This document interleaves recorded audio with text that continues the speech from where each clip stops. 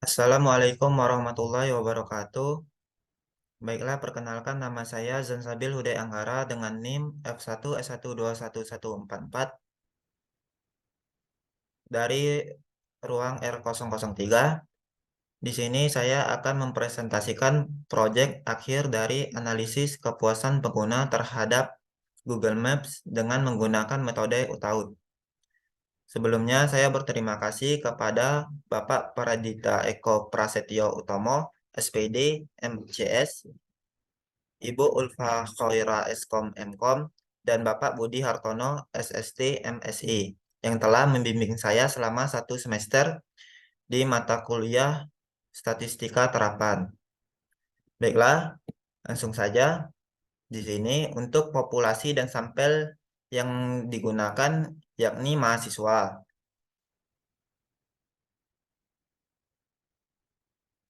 Karena keterbatasan waktu dan sumber daya, saya tidak dapat mengumpulkan data dari seluruh populasi tersebut. Jadi saya menggunakan sampel yang merupakan sebagian kecil dari populasi untuk mewakili seluruh populasi. Adapun kuesioner yang digunakan dalam analisis kepuasan pengguna terhadap Google Maps menggunakan 16 indikator. Terdapat 5 variabel yakni persepsi kinerja atau PE, persepsi usaha, EE, pengarahan sosial, SI, kondisi fasilitas, fasilitas, fasilitas FC, dan kemudahan pengguna, UB. Skala interval terdiri dari angka 1 sangat tidak setuju dan angka 4 sangat setuju. Digunakan untuk menyatakan persetujuan sampel terhadap pernyataan tersebut. Berikut adalah model penelitian yang telah saya buat. Di sini, variabel use behavior diukur dengan 4 pernyataan sebagai indikatornya. Sedangkan variabel performance ekspektansi, effort ekspektansi, social influence, dan facilitating condition menggunakan 3 pernyataan sebagai indikator. Adapun hipotesis yang diajukan yakni untuk hipotesis pertama, variabel effort ekspektansi berpengaruh terhadap facilitating condition. Dan hipotesis kedua, variabel facilitating condition berpengaruh terhadap user behavior. Dan hipotesis ketiga, variabel performance ekspektansi berpengaruh terhadap facilitating condition. Dan hipotesis keempat, variabel performance ekspektansi berpengaruh terhadap user behavior. Hipotesis kelima, variabel social influence berpengaruh terhadap facilitating condition. Dan hipotesis keenam, variabel social influence berpengaruh terhadap user behavior. Baiklah, saya akan menjelaskan langkah-langkah dalam analisis data yang telah saya lakukan di Smart PLS. Langkah pertama yakni membuka Smart PLS. Setelah membuka Smart PLS, selanjutnya saya akan membuat project baru yang akan saya beri nama analisa data.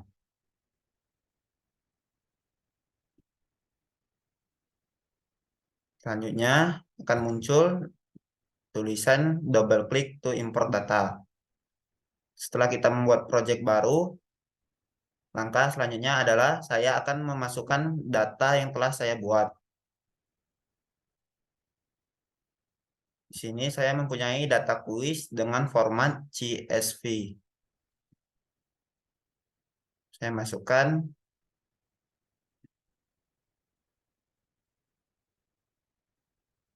Setelah data diimport, maka akan tampil seperti ini. Di mana sampel size data yang saya gunakan yaitu berjumlah 30 sampel dan indikator yang saya gunakan yaitu sebanyak 16 indikator. Selanjutnya saya akan menggambarkan diagram Venn. Untuk menggambar diagram Venn, kita kembali ke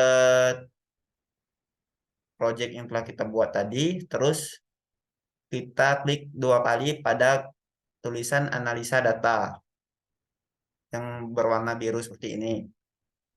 Selanjutnya, di sini terdapat 16 indikator dari 5 variabel. Untuk variabel performance ekspektasi ya memiliki 3 indikator, yakni PE1, PE2, dan PE3.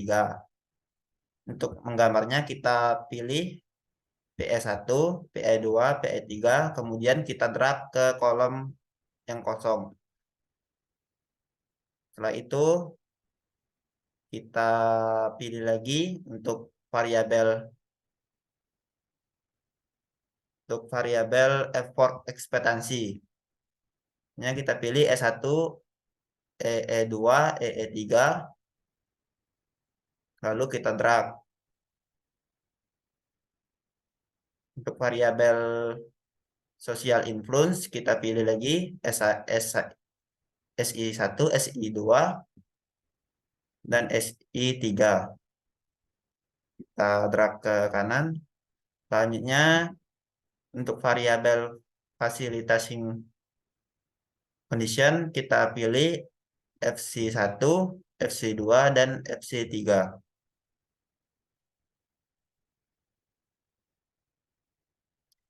Selanjutnya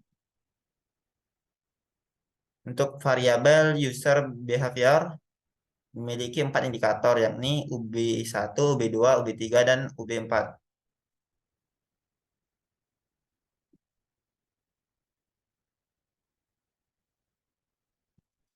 Setelah kita drag semua variabel, maka kita beri nama masing-masing indikator dengan variabel yang telah kita sebutkan tadi, yakni untuk PE1 variabelnya yakni performance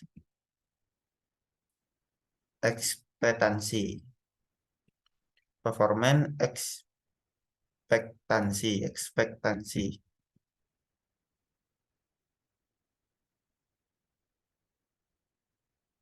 Lalu untuk indikator EE1 kita beri nama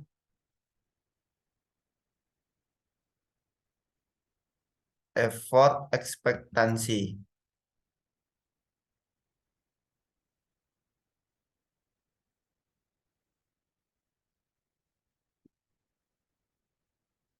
Dan untuk indikator SI kita beri nama lagi social influence.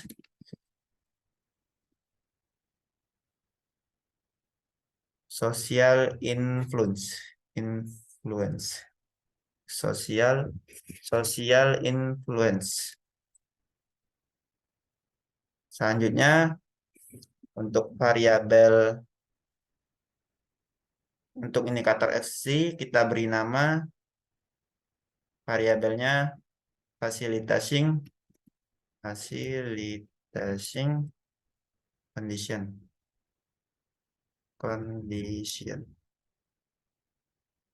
Facilitating condition.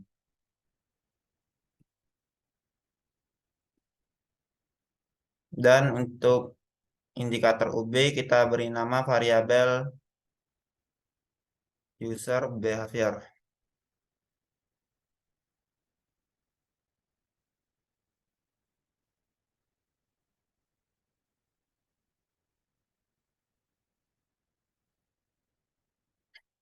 Selanjutnya saya akan merapikan bagian variabel ini agar mudah untuk dihubungkan.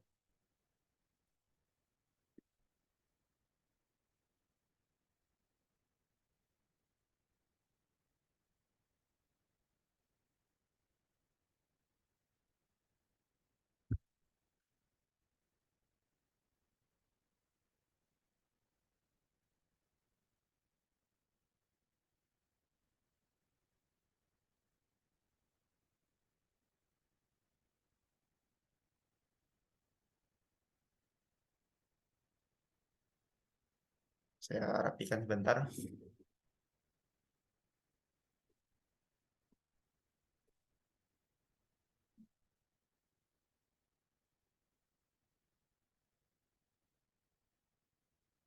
Selanjutnya saya akan menghubungkan masing-masing variabel sesuai dengan pengaruhnya terhadap variabel yang lain. Di sini untuk variabel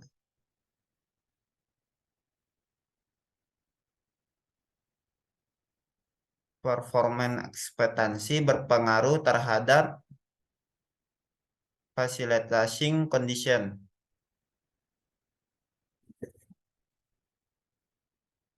Saya hubungkan.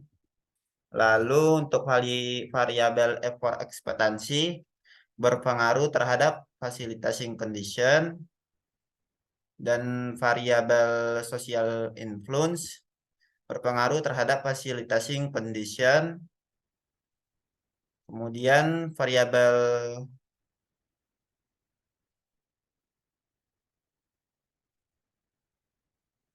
facilitating condition berpengaruh terhadap user behavior. Dan selanjutnya variabel social influence berpengaruh terhadap user behavior. Kemudian variabel effort ekspektansi kemudian variabel performance ekspektansi berpengaruh terhadap user behavior.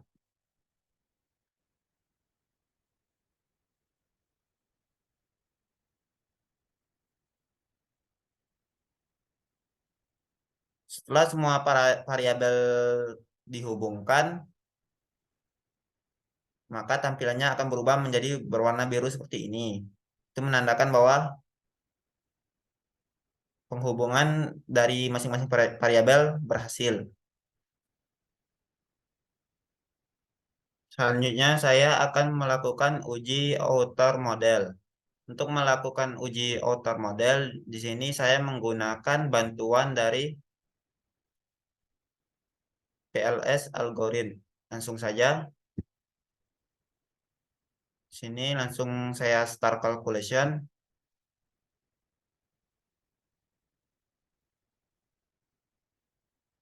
Maka tampilannya akan seperti ini.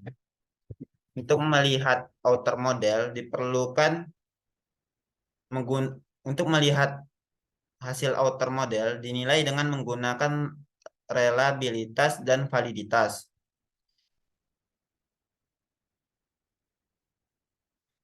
Untuk software Smart PLS, hasil dari validitas dapat dilihat pada tabel outer loading, sedangkan untuk reliabilitas dapat digunakan Crobach Alpha. Uji reliabilitas yaitu melihat dari composite reliability. Composite reliability menguji nilai reliabilitas indikator-indikator pada suatu konstruk. Konstruk dinyatakan reliable jika nilai composite reliability dan Cronbach alpha di atas 0,70. Pada tabel outer loading terdapat angka atau nilai yang menunjukkan indikator menunjukkan kesamaan dengan variabel konstruknya. Nilai untuk indikator dikatakan valid apabila indikator menjelaskan variabel konstruknya dengan nilai lebih dari 0,70. Sedangkan jika nilainya di bawah 0,70, maka dikatakan nilai variabelnya tidak valid. Langsung saja kita lihat pada outer loadings-nya. Di sini dapat saya simpulkan bahwa nilai dari indikator EE1 valid karena di atas 0,70. Sedangkan untuk indikator EE2 dinyatakan tidak valid karena nilainya di bawah 0,70. Sama seperti indikator EE3 juga tidak valid karena nilainya kurang dari 0,70. Selanjutnya untuk indikator FC1 nilainya valid di atas 0,70, FC2 juga valid di atas 0,70, dan nilai FC3 tidak valid karena di bawah 0,60. Begitu juga untuk nilai indikator PE2, nilainya valid 0,767, namun nilai indikator PE3 tidak valid karena nilainya di bawah 0,70, yakni minus 0,378. Dan indikator yang tidak valid yaitu SI1, SI2, SI3, UB1, UB2. Sementara untuk UB3, UB4, PS1 memiliki nilai yang valid. Selanjutnya saya akan melihat nilai reliabilitas dari masing-masing variabel, yakni pada konstruk reliability dan validity. Dapat dilihat di sini, dapat dilihat pada kolom Cronbach alpha untuk variabel F4 ekspektasi bernilai tidak reliable karena di bawah 0,70. Juga variabel facilitating conditions memiliki nilai yang tidak reliable karena di bawah 0,70. Sama juga dengan variabel performance ekspektasi memiliki nilai yang tidak reliable yakni minus 0,073. Juga variabel social influence memiliki nilai yang tidak reliable karena di bawah 0,70 dengan nilai minus 1,053. Dan untuk variabel user behavior juga memiliki nilai yang tidak reliable karena di bawah 0,70. Dapat disimpulkan dari kesemua variabel memiliki nilai yang tidak reliable.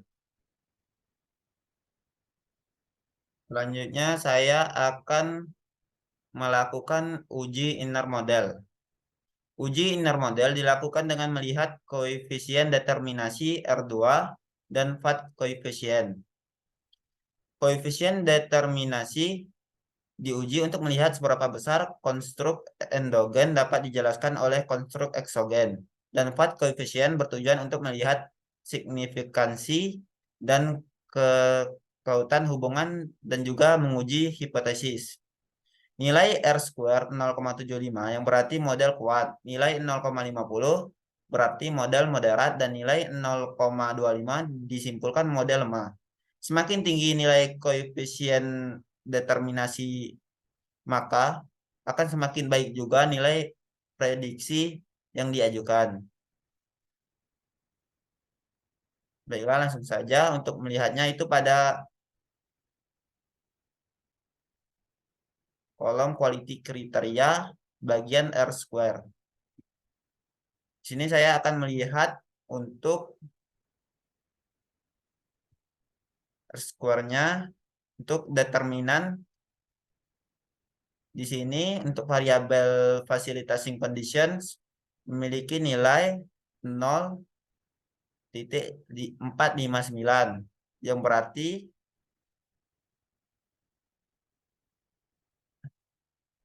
mengindikasikan nilai moderat. Sedangkan untuk variabel user behavior memiliki nilai 0,322 yang mengindikasikan nilai lemah.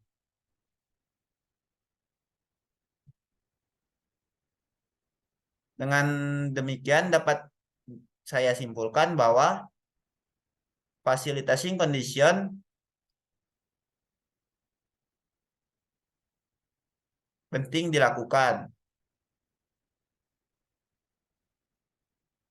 Nilai R square untuk facilitating condition adalah sebesar 0,459. Memiliki arti bahwa presentasi besarnya kondisi atau sumber daya yang mempengaruhi penggunaan Google Maps adalah sebesar 45,9%. Sedangkan sisanya yaitu 32,2% dipengaruhi oleh kepuasan pengguna. Dengan kata lain, facilitating conditions sangat mempengaruhi dalam penelitian ini. Selanjutnya saya akan melihat VAT koefisiennya.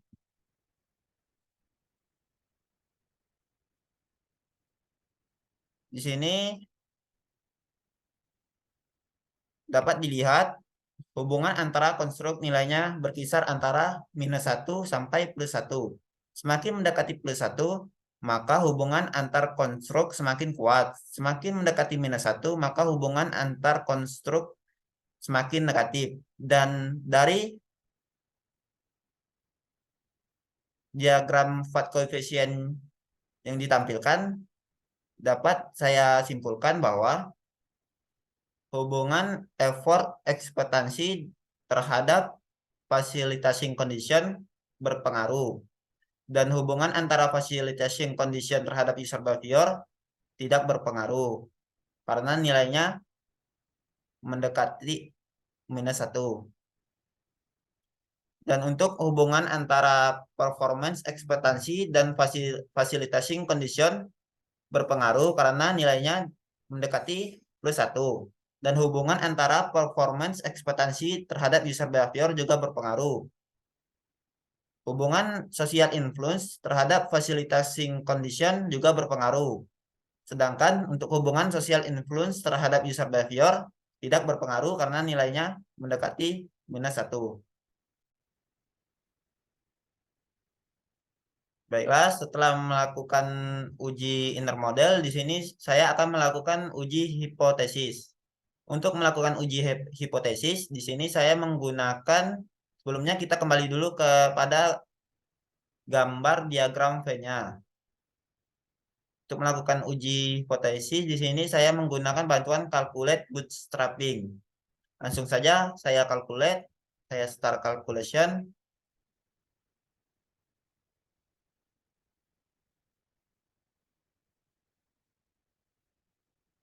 Di sini dapat kita lihat bahwa pengujian hipotesis dilakukan dengan membandingkan T hitung dengan T tabel.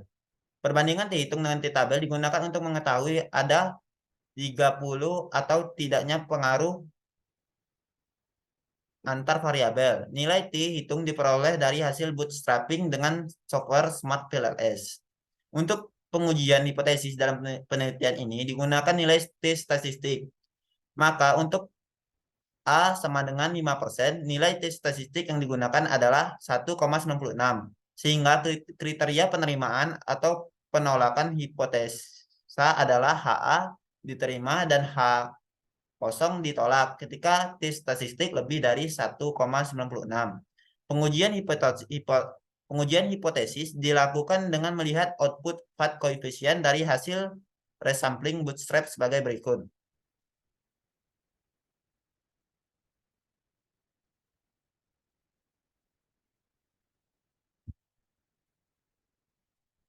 Dapat dilihat di sini untuk variabel effort ekspektasi terhadap facilitating condition memiliki nilai koefisien jalur sebesar 0,273 dan memiliki nilai p-value sebesar 0,321. Dan untuk nilai T statistiknya memiliki nilai 0,994.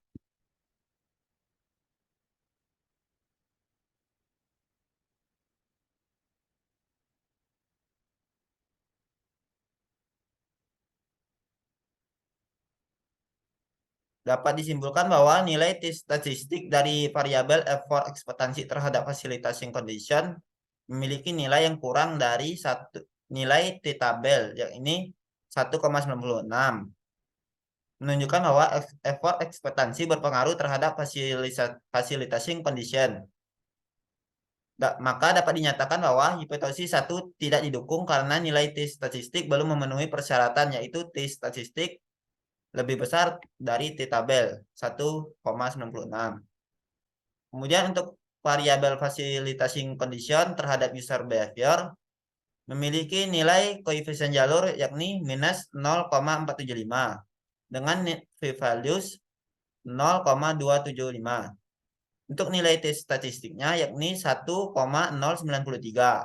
Maka dapat disimpulkan bahwa facilitating condition berpengaruh terhadap user behavior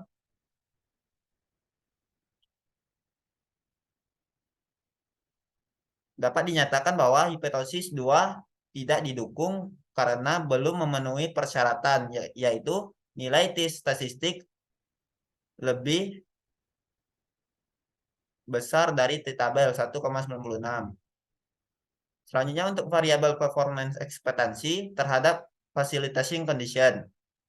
Di sini untuk nilai koefisien jalurnya bernilai 0,395 dengan p-values 0,134. Kemudian untuk nilai T statistiknya bernilai 1,501.